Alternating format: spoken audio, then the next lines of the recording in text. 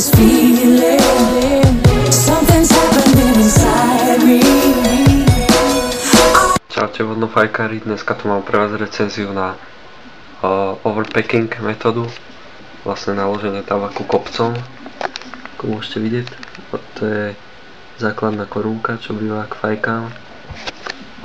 Je tam zhruba tých 30 gramov tabaku, to je naklad 2 jablka, celkom vlhký tabak, teda aspoň tento exportný. Dám tam 2 vrstvy alobalu, z obidvoch strán bleskle.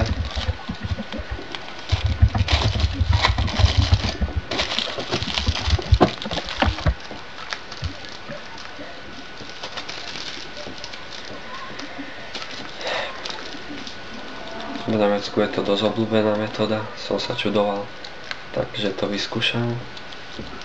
Vidíme, čo to bude. Dierky šparadlom.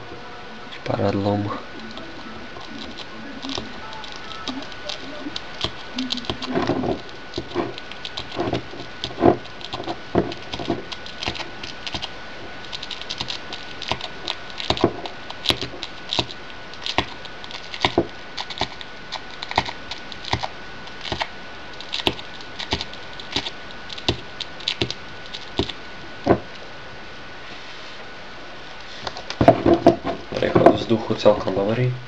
Takto dierky po celom, a tam to je vidieť. OK, tak spravím uhlíky, pripravím vodnú a pripravím ďalšie video. Majte sa zatiaľ.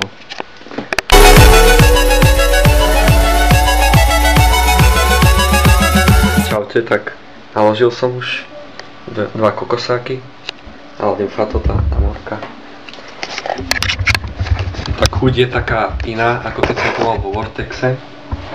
Sa mi zdá, že viac je tam cítiť červené jablko ako pelendrek, ale keď som to mal vo Vortexe, tak tam bol hlavne ten pelendrek cítiť.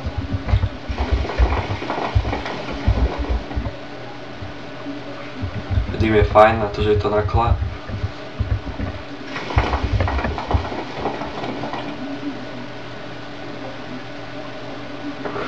A tak 30 gramov je 30 gramov. Keby to mám denne fajčiť, tak za chvíľu skrachujem asi. Uvidíme, koľko to vydrží, zatiaľ sa to vôbec nepáli.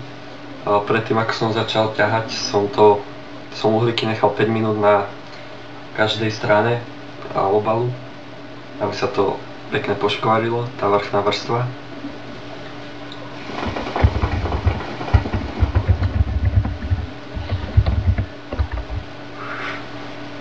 Tak uvidíme. Tak ešte za takú hodinku natočím zase, ako je na tom ten tabak. Tak zatím.